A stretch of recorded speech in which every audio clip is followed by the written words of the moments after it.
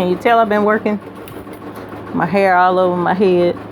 Not much time to stop and do much of anything. But I got to thinking, in filling this order, I am working on hats. So why not show how to use the hat hoop, the cap driver that came with the Brother machine. So I'm going to show how to actually put a hat on and how to put it on the machine. And I'll add in later how to actually attach the driver to the machine. So first I'm going to show how to put a hat on the cap driver. This is the attachment that goes on the stand. So the driver comes with 3 parts. It comes with this, which is where you actually stage a hat and put a hat on here, and make it easier for you to attach a hat. That's what this is for. Then it comes with the actual cap holder. This holds the hat in its rounded shape, and it holds it in place, locks it in place to keep the hat from moving around while it's on the machine on the cap driver. That part is actually the cap driver. So this is the attachment that holds the hat and spins it like a washing machine, just about, to allow it to embroider in the circumference or along the circumference of the hat. The 10 needle cap driver goes much further around than the 6 needle cap driver. This one only does a certain size, but it's still awesome for the front part of the hat. Once you learn how to hoop a hat properly, this is actually really awesome for putting stuff on hats. I used to complain that it didn't get low enough, but I've actually found that this actually does do very well. You just got to know how to load a hat. Now, I do want to point out something that I didn't realize when I first got it and was fighting it. There are channels right here on either side. These channels actually slip on here on either side. So when you're putting this on, it used to be I would put it on here and try and get it and was fighting it and couldn't figure out. No, if you set this down first and then slide it forward, it will, see, now it won't go side to side. And then it holds it in place through these channels, and I didn't realize that, so dummy me. And then you slide it and it locks into place with these little wheels here. And let me pull this out. Actually, one-handed is kind of rough doing this. So you'll see there's little grooves here, and that's where that snaps into place. And that's how you attach this to the stand. Now I'm going to show you how to put a hat in this driver so that it will be flush and fit beautifully on the frame on the machine. All right, so I am going to hoop a hat that I have to do today. And here is the hat. I prefer the non-structured hats. Reason being, the structured has a tendency to buckle a little bit sometimes. So I prefer non-structured. I'm gonna set that there for the time being, because you should have some tearaway stabilizer, and Lee's Sewing and Vacuum and a couple of other stabilizer companies sell it in a hat strip. So you pretty much just lay it under this lip. This lip is to hold the sweatband and also allow you to center the hat. Now there are grooves here, like little teeth, And technically you're supposed to, you know, get this to snap down in those teeth, but I generally don't, because that's a pain in the butt and it takes extra time. And look, it's gonna flap up anyway, so I don't do that. I just set it there, kind of hold it in place, and then I pull up the sweatband and hold it up.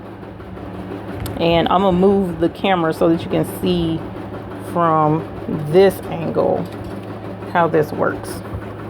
So I'm gonna hold the sweatband up out of place, and I'm gonna slide it forward under that groove.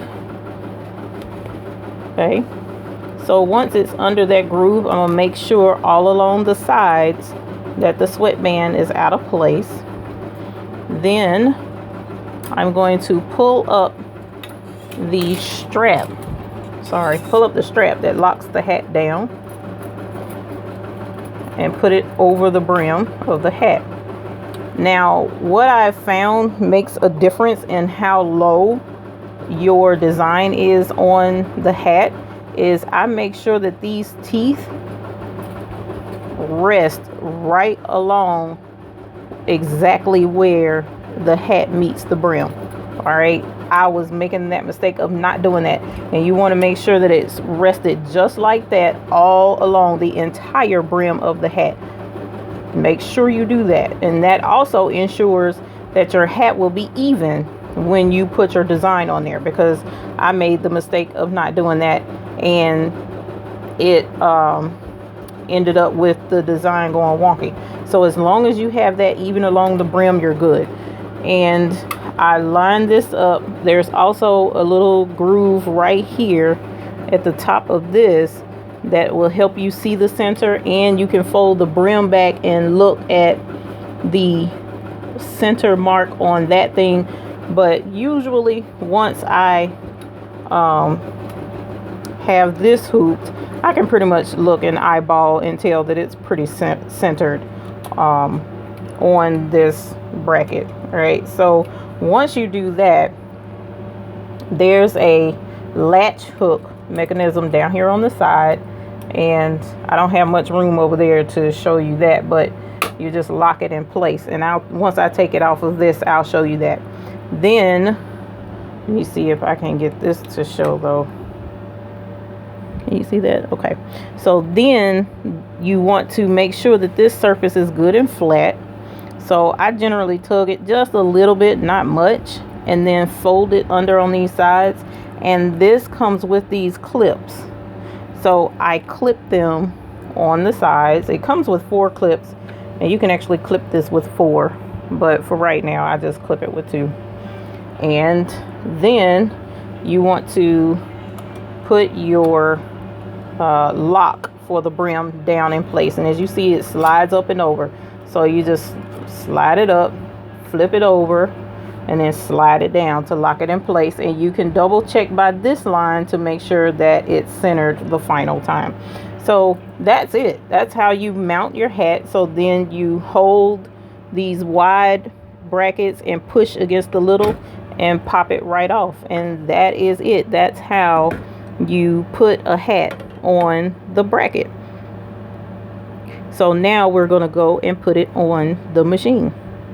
So now that we have it on the bracket, we're about to put it on the driver. And notice this little white wheel. There's one on either side. And remember, that same little wheel is on the holder over the mounting bracket over here. So again, the same principle. We want to line it up with this little square, this little hole on either side. You want to make sure that this is lined up with that, and just slide it on the machine. So I like to turn it, because you can't put it straight on, the needles are in the way. So you turn it to the side, slip it on, then once it's back there, you twist it, and then you line that up with that square notch. And once it's in there,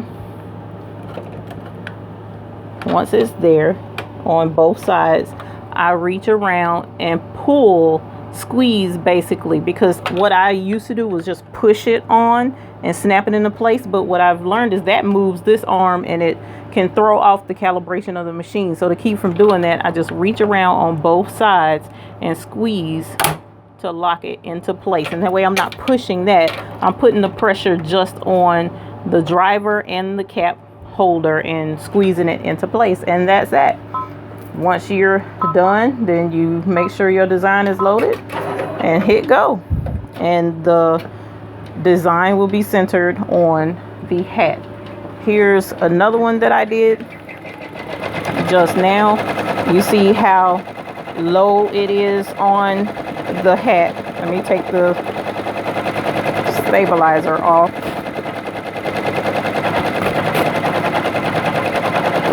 Just tear away stabilizer, no big deal. And fold the brim back into place. And that's that. That's your hat. Looks really good. It's not too low and it's not too high up on the hat. And it's a good looking hat. To me it looks a little crooked, but that's me.